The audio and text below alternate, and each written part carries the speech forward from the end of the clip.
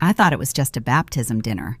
I had pressed my dress that morning, nursed the baby twice before noon, and stood at the kitchen counter slicing bread while my mother-in-law arranged flowers she'd brought.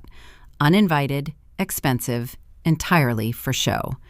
I had no idea that by the time the candles burned low, I would say the words out loud that I had rehearsed only in the privacy of my own skull for 7 months. I had no idea my father would be the one to finish what I started, quietly, without raising his voice, in a way that made the entire table go still. She had looked at my son, 8 weeks old, still smelling of milk and new skin, and said, loud enough for everyone to hear, "She had a baby, but she won't raise him," always running back to her parents. I set my fork down. I heard the metal click against the porcelain. In that silence, something in me went very, very cold. "And who's supposed to provide?" I said.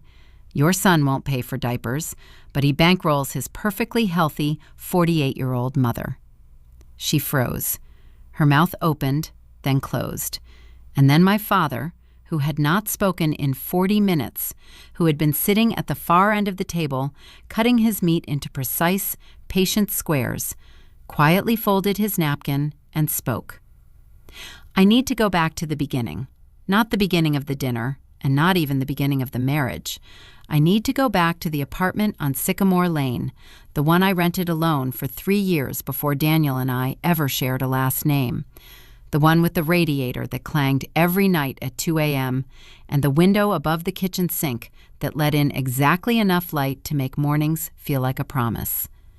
I paid for that apartment with my own money I earned working doubles at the hospital, money I saved by eating lunch at my desk and skipping the gym membership, and driving a car with a cracked dashboard.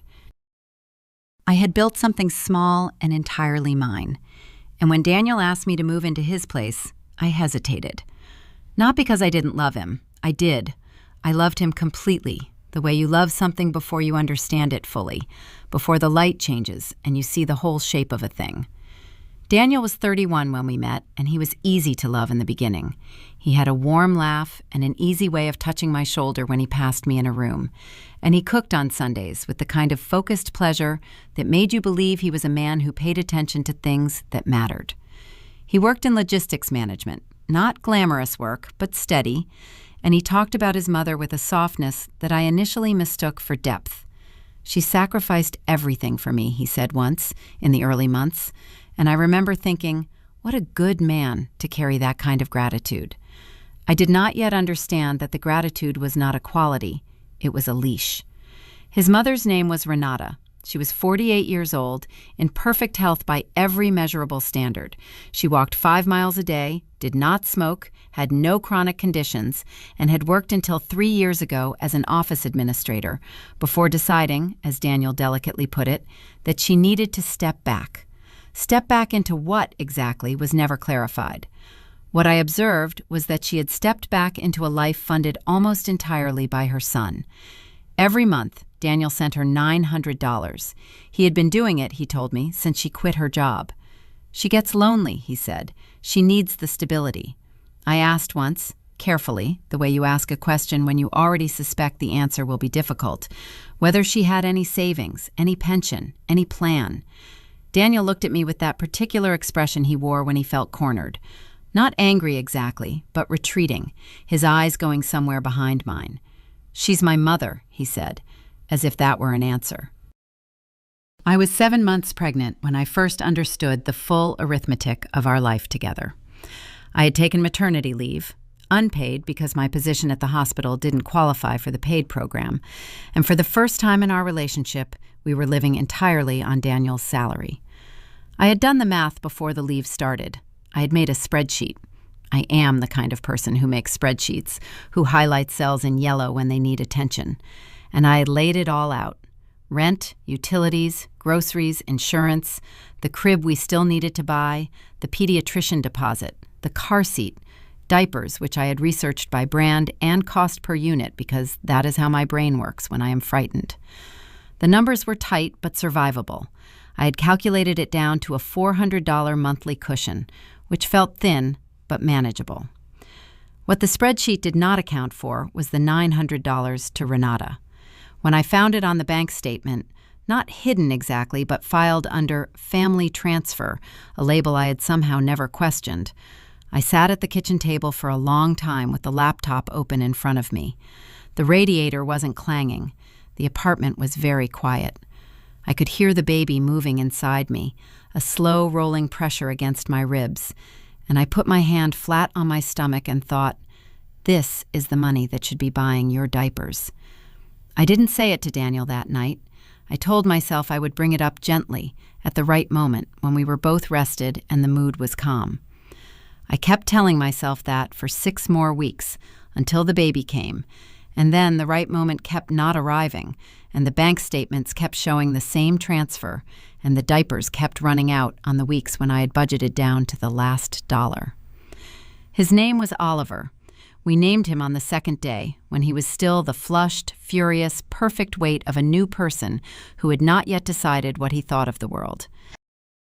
I held him in the hospital room, and Daniel stood beside the bed with his hand on my hair, and I thought, with a clarity I cannot fully explain, that everything would be different now. That the arrival of a child rearranges priorities the way gravity rearranges everything around a new mass. I believed this. I believed it so completely that I did not question it when Daniel left for 2 hours on our first night home to bring groceries to his mother because she had called saying she was feeling unwell. I did not question it the following Thursday when he transferred the $900 as usual, 2 days after I had told him we were $40 short for the electricity bill. I told myself, he's overwhelmed. He's adjusting. Give him time. Renata visited on Oliver's 3rd week. She arrived with a casserole dish and a cloud of perfume, something heavy and floral that filled the apartment immediately. And she held the baby for exactly 4 minutes before handing him back and sitting down at my kitchen table with the proprietary ease of someone who considers a space already hers. She had opinions about everything, about the way I'd arranged the nursery, about the brand of formula I'd bought as a backup, about the fact that I was spending so much time at my parents' house during the week. You need to build your own life, she said, in the tone of a woman offering wisdom. You can't keep running to them every time things get hard. I had gone to my parents because my mother came and held Oliver while I slept for 3 consecutive hours, the first 3 consecutive hours of sleep I had had since the birth. I had gone because my father fixed the kitchen faucet that had been dripping for 2 weeks, and Daniel had not found time to address. I had gone because when I sat at their kitchen table and cried from exhaustion, nobody told me I was being emotional. I said none of this to Renata.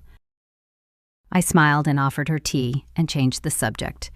And after she left, I stood at the sink washing her cup and thought, she has never once offered to come and hold this baby so I could sleep.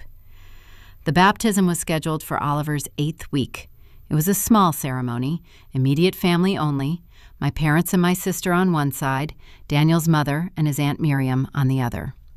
Afterward, the plan was dinner at our apartment. My mother had made 2 salads and a roast, and I had baked a cake the evening before during the narrow window when Oliver slept, standing at the counter measuring flour by lamplight while the rest of the apartment was dark and quiet. I had done all of this with the focused energy of someone trying to prove something, though I couldn't have named exactly what. The ceremony was beautiful. Oliver wore the gown my mother had sewn, white cotton with small embroidered crosses at the cuffs, and he did not cry when the water touched his forehead. He looked at the priest with that solemn, searching expression that newborns have, as if they are still deciding how seriously to take the world they've been brought into.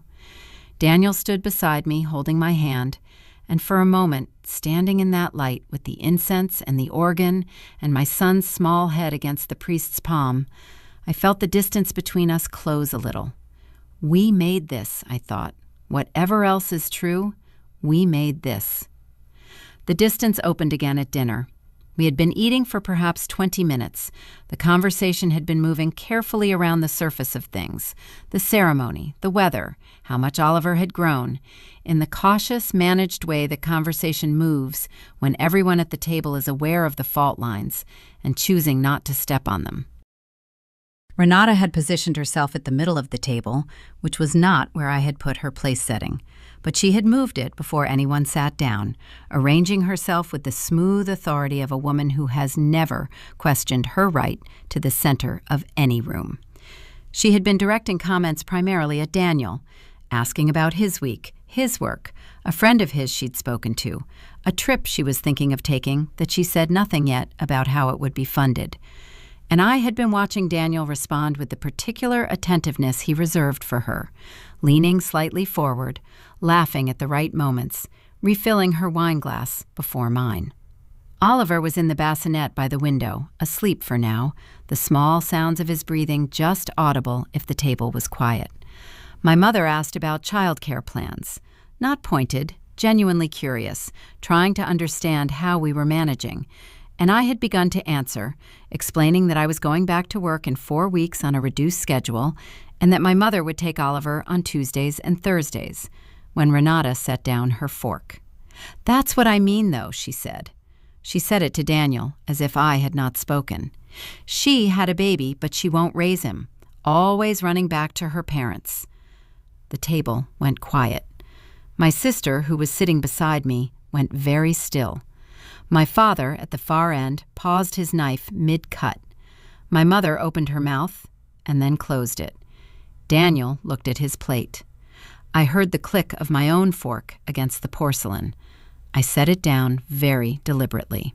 I had rehearsed words like these, in the shower, in the car, at 3 a.m. while nursing Oliver in the dark, but I had always assumed I would be shaking when I said them, that my voice would crack, that emotion would make me small. I was not shaking. I was something else entirely. I was very, very still. "And who's supposed to provide?" I said. My voice came out level, almost conversational, which surprised me. "Your son won't pay for diapers, but he bankrolls his perfectly healthy 48-year-old mother." I watched the color leave Renata's face. She went from flushed and triumphant to something rigid and pale, her expression locking into a kind of frozen incredulity, as if she could not quite believe that the sentence she had just heard had been directed at her, that someone had spoken those words in public, that I, the one who made tea and smiled and moved her place-setting back without comment, had been the one to say them. "Excuse me," she started, and then my father, who had not said a word in 40 minutes, who had been sitting at the far end of the table with the patient, contained stillness of a man who has learned that silence often accomplishes more than speaking, quietly folded his napkin, placed it beside his plate, and spoke. He did not raise his voice. That was the thing about my father. He almost never raised his voice, and it made every word he said land with a weight that shouting could never achieve. He had worked for 30 years as a civil engineer, a man who spent his professional life identifying the exact point at which a structure would fail under load, and there was something of that precision in the way he spoke now. "Renata," he said, "I've been listening to you speak about my daughter for 8 weeks. In that time, you have questioned how she feeds her child, how often she leaves the house, how she arranges her nursery, and now how she plans to return to work. You have not, to my knowledge, offered to come to this apartment and allow her to sleep.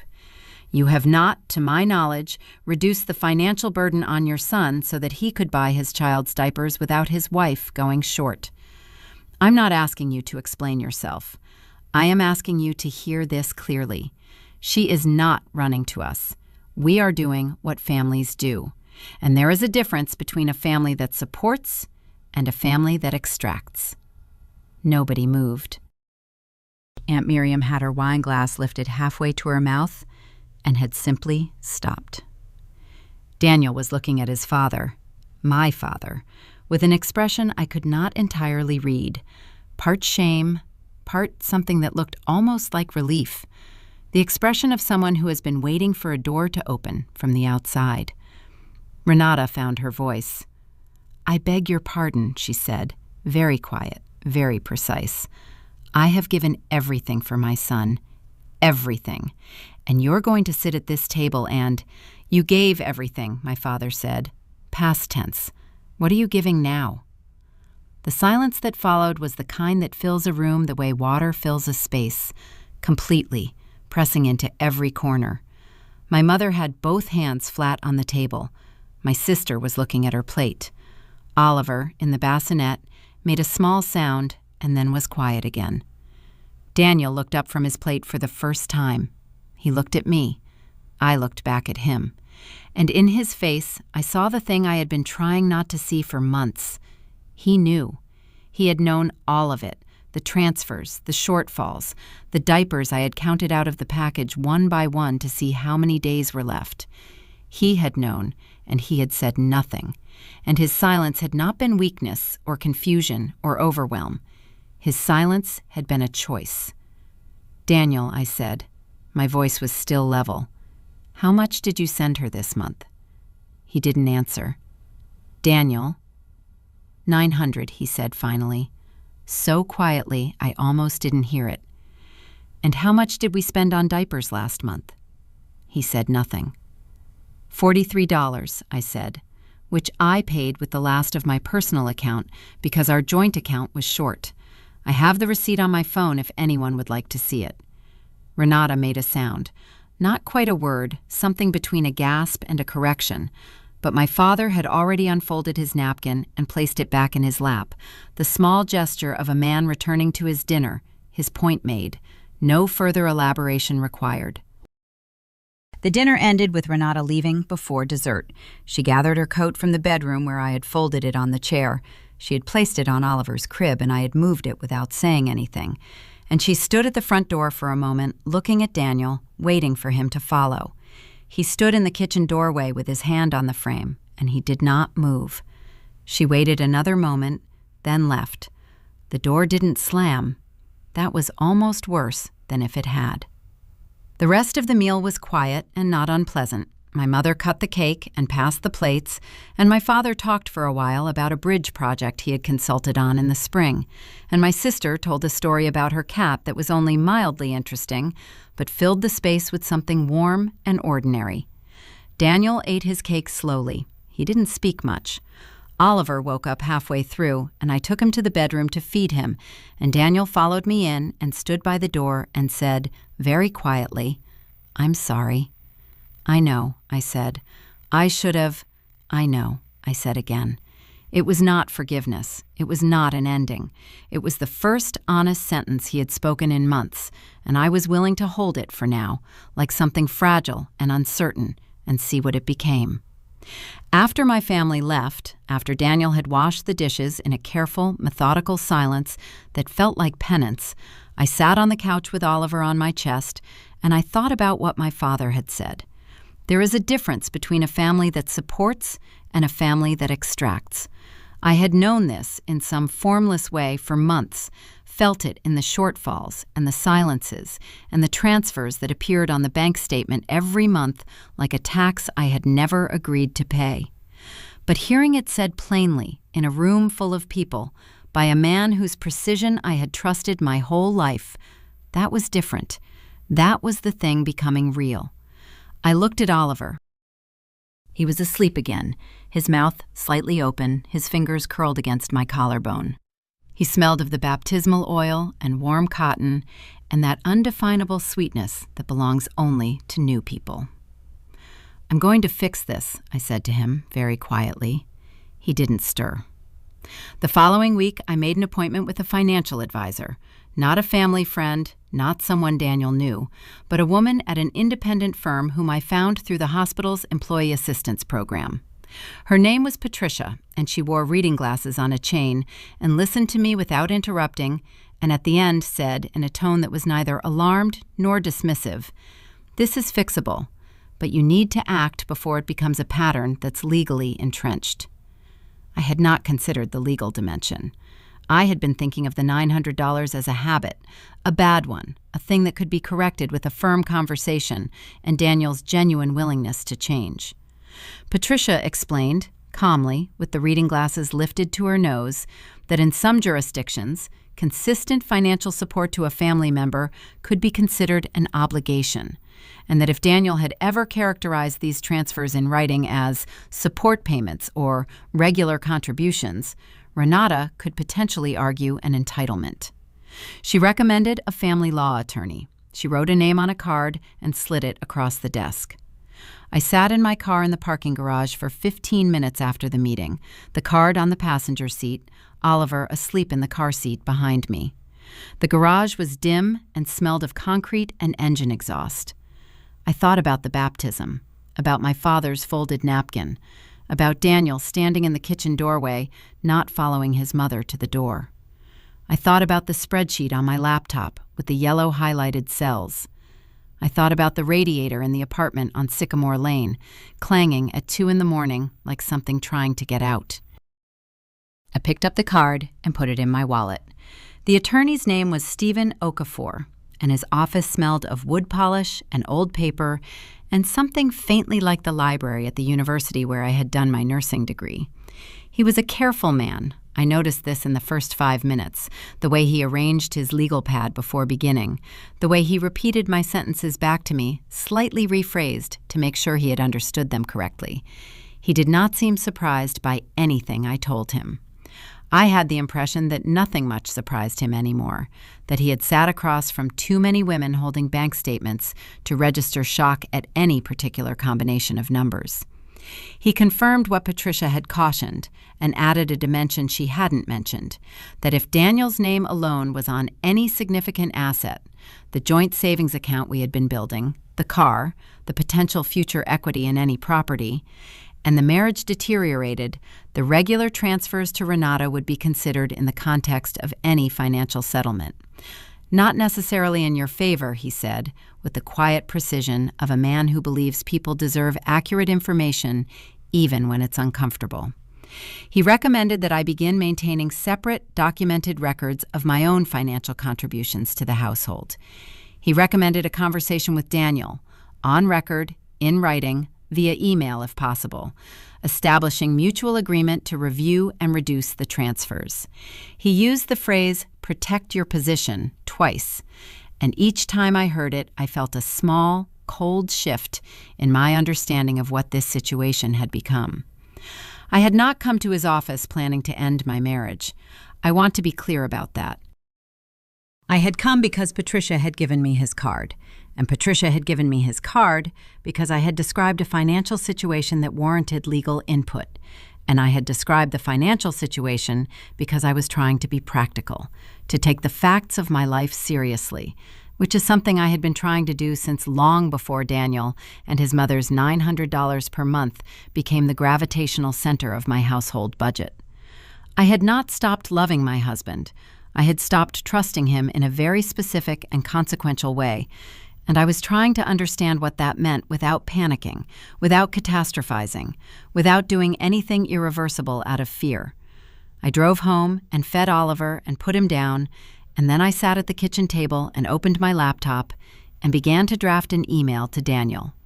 Not an ultimatum, not an accusation, a clear, documented, time-stamped record of a conversation I needed us to have about the transfers, about the budget, about what our son's first year would cost and what we were each contributing and what had to change. I wrote it carefully. I rewrote it twice. I sent it at 11:14 at night when the apartment was quiet and the only light was the lamp above the table and Oliver's small sounds from the monitor. Daniel read it the next morning. I watched him read it on his phone over breakfast, watched his face move through the text in a way that told me he was reading every word carefully and not looking for an exit. When he put his phone down, he didn't speak for a moment. Then he said, "I should have done this differently." "Yes," I said. "I didn't want to choose between you." "You weren't being asked to choose," I said. "You were being asked to be honest." He nodded. He looked tired. He had looked tired for months, I realized. Not sleep-deprived, but load-bearing tired.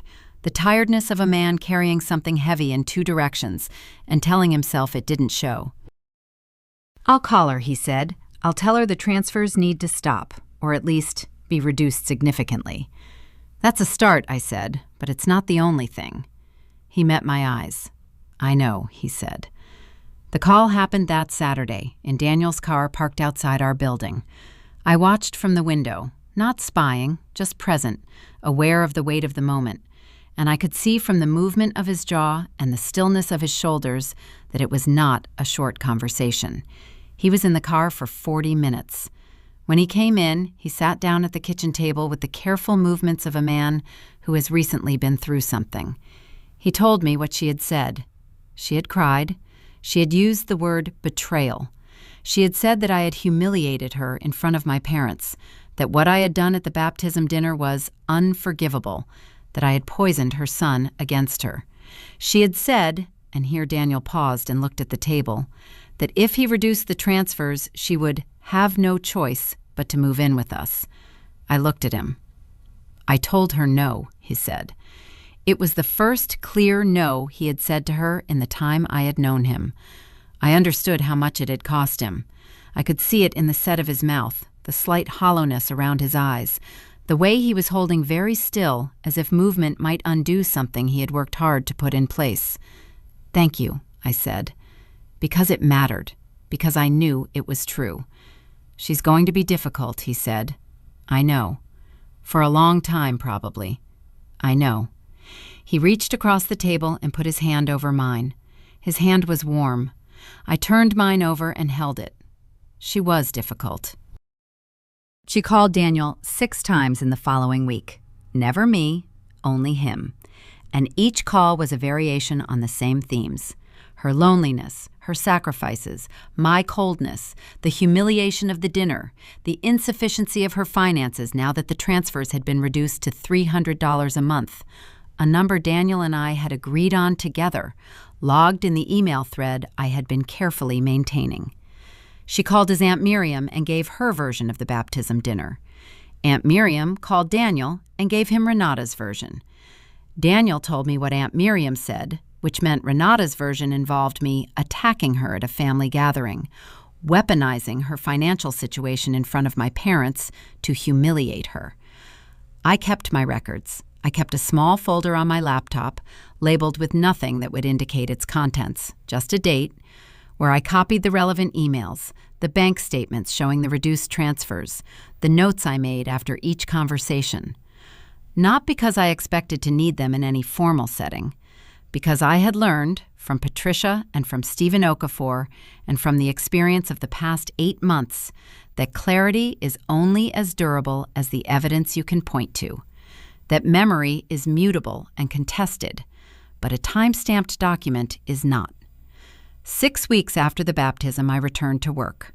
My mother took Oliver on Tuesdays and Thursdays as planned, and on the other days, Daniel rearranged his hours to work early so he could be home by 3. This was his idea. He did it without being asked, and I noticed that he did it without telling his mother, which told me something about the renegotiation happening inside him, the slow rebalancing of a loyalty that had for too long been asymmetric. Renata did not call to congratulate me on returning to work. She called to ask Daniel if he thought it was wise for the baby to be in the care of so many different people. Daniel told her, politely and briefly, that we had the child care handled.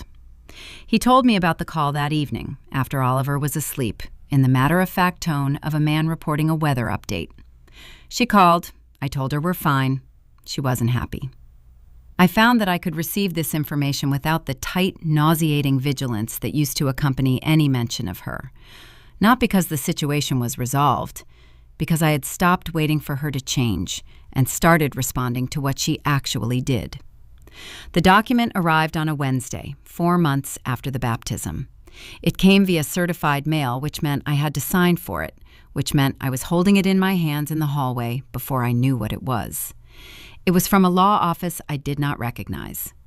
Inside was a 2-page letter and a supporting attachment, a handwritten loan agreement dated 3 years earlier, which purported to show that Daniel had borrowed $11,000 from Renata and that the monthly transfers represented repayment of this loan, and that the outstanding balance, after all payments to date, was still $8,400. I stood in the hallway for a long time. Oliver was in the living room in his bouncer, making the small, investigatory sounds of a child who is beginning to discover that objects are interesting. I could hear the squeak of the bouncer, the sound of his voice finding its own pitch.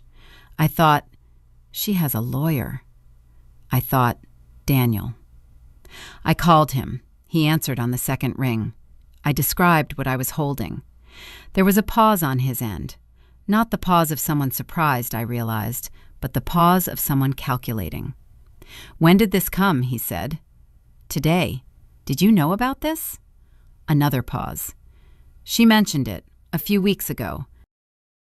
I told her it wasn't real. "But you didn't tell me." "I didn't think she would actually—" "Daniel." "I know," he said. "I know. I'm coming home." He came home, and I put the letter on the table between us, and we looked at it together. The loan agreement was handwritten on what appeared to be plain paper, with both their signatures. Daniel confirmed that he had signed it, that Renata had asked him to 3 years ago, saying it was just for her records, and that he had understood it to be informal documentation of a gift, not a loan, not a legal instrument. He had signed it without reading it carefully. He said this with the expression of a man who fully understands how that sentence sounds. I called Stephen Okafor. He had me photograph the document and email it to him, and he called back within 2 hours. The agreement, he said, had significant problems. The terms were vague, the interest rate cited was above legal limits, and there was no independent witness to the signing. It would be unlikely to hold up in any formal proceeding, but it was clearly designed as leverage, as a means of establishing that the monthly transfers were not discretionary gifts, but legal obligations, which would complicate any effort on our part to reduce or stop them. He recommended a formal cease and desist to Renata's attorney. The cease and desist went out on a Thursday. Renata's attorney, a man named Gordon, who sent brief, formal emails that communicated a boredom with the whole matter, responded 10 days later acknowledging receipt. There was no further legal action. The document had been the move of a woman testing the strength of a wall, and the wall had held. But something had shifted again. Not irreparably, not yet, but visibly, like a crack in plaster that you can no longer pretend is just a shadow. Daniel had known about the document for weeks and had not told me. He had chosen, again, the path of silence. Not malicious this time, perhaps, not conspiratorial, but still a choice to manage information rather than share it. We sat across from each other the night after Stephen's call, and I said, calmly and directly, "If this happens again, if you know something that affects our family and you don't tell me, I need you to understand what that means. Not as a threat, as a fact." He understood. I believed that he understood. Whether understanding would be enough was something I could not yet know. 3 months later, Renata found a job, not through any dramatic intervention on our part, through necessity, the straightforward arithmetic of reduced income requiring adjusted expenditure. She took a part-time administrative position at a medical billing company, 22 hours a week. She did not call to tell us. Daniel found out from Aunt Miriam, who mentioned it in passing on a phone call about something else entirely. Daniel told me that evening. I was in the kitchen slicing an apple for Oliver, who had recently become interested in soft solids and approached them with a scientific gravity that I found profoundly charming. I sliced the apple into small pieces and arranged them on the tray of the high chair and watched Oliver consider them. And Daniel told me about the job, and I said, "Good." It was not vindictiveness. It was not triumph. It was the sound of a thing returning to its natural state. A healthy 48-year-old woman with skills and capacity and decades ahead of her, doing what people do, working. I think about the baptism dinner sometimes, in the way you think about a moment that was both terrible and necessary, a door that had to be forced open because it was never going to open on its own. I think about my fork hitting the porcelain. I think about the particular quality of the silence that followed, the way it had a texture, almost, like something you could press your hands against. I think about my father folding his napkin. He had said, afterward, on the walk to their car, "I hope that wasn't too much." And I had laughed, actually laughed, for the first time in what felt like months, and said, "It was exactly enough." He had put his hand briefly on my shoulder and said nothing, and I had understood that the conversation was complete. Oliver is 9 months old now. He pulls himself to standing against the coffee table and looks around the room with an expression of proprietary satisfaction, as if he has only recently appreciated the full extent of what he owns. His laugh is sudden and entirely unreserved, and it fills whatever room he's in with something that makes everything else smaller and more manageable. The transfers stopped 4 months ago, reduced over time, and then ceased, with Renata's income making the original justification impossible to maintain. The relationship with Renata is what it is: civil, careful, conducted primarily through Daniel, with visits that are short and structured and bounded by the clarity that came from everything being said plainly in a room full of people who heard it. She does not comment on my childcare choices anymore. She does not comment on much of anything, which is its own kind of adjustment, the silence of someone recalibrating after finding that a tactic has ceased to work. Daniel and I are not the same as we were before the baptism. We are something less innocent and, I think, more durable, a partnership built on clearer ground, with the sentimental illusions stripped away and the actual structure visible underneath. He still struggles sometimes with the inherited weight of obligation, the guilt that decades of a particular dynamic leave behind. We talk about it, which is itself a change. The talking, the not assuming, the not managing information in opposite corners of the same apartment. I sat on the kitchen floor last Tuesday evening while Oliver investigated a wooden spoon with the focused intensity he brings to all new objects, and the light came through the window the way it used to come through the window on Sycamore Lane, that particular late afternoon angle that makes even ordinary things look considered, deliberate, chosen. I had a cup of tea going cold on the counter. Oliver made a sound of discovery and looked up at me, and I said, "I see it. Very impressive." I had built this. Not alone. Nothing is built alone. But with my own hands and my own money and my own voice, used at the right moment at a table full of people who needed to hear it. That counts for something. That counts for quite a lot, actually. My father's napkin is folded somewhere in my memory, precise and unhurried, the gesture of a man who knows that a well-placed word, spoken quietly, lands harder than anything delivered in rage. I have been thinking about that a great deal lately, about what it means to choose your moment, about the difference between enduring in silence and waiting until you know exactly what to say. I think I finally know the difference. There is a photo on my phone from the week after the baptism. I didn't plan to take it. I was standing at the kitchen window with Oliver on my hip, watching the street below, and my mother reached over and took the picture without asking.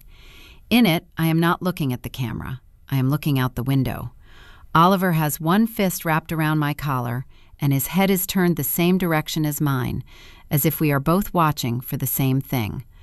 I look at that photo sometimes when the days are hard, when the logistics of a 2-income household with a 9-month-old feel like too many variables moving too fast, when Daniel and I are short with each other over something small, and I feel the old fear flicker at the edge of things.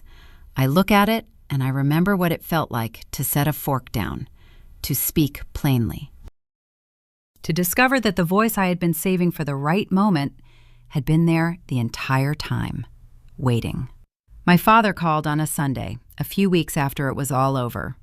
We talked for a long time about nothing in particular, a project he was consulting on, something Oliver had done that week, the weather in both our cities. Before he hung up, he said, the way he says things he has been thinking about for a while, "You handled it well. Not the dinner, not the lawyer, not any specific moment. All of it." I said, "I had a good example." He was quiet for a moment, and then he said, "So did I." I think about that, about how the things that protect us are rarely the things we build in crisis. They are the things assembled quietly, over years, by people who loved us before we knew we would need them. A father who folds his napkin, a mother who holds a baby so you can sleep, a sister who goes still at the right moment and says nothing, which is sometimes the most powerful thing. Oliver is pulling himself to standing now, both hands gripping the edge of the coffee table, concentrating with his whole body on the project of being upright. He looks up at me every few seconds, not for reassurance exactly, but for witness. "Are you seeing this?" his face says. "Are you watching?" I am always watching. "I see you," I tell him, and I mean it in every possible way.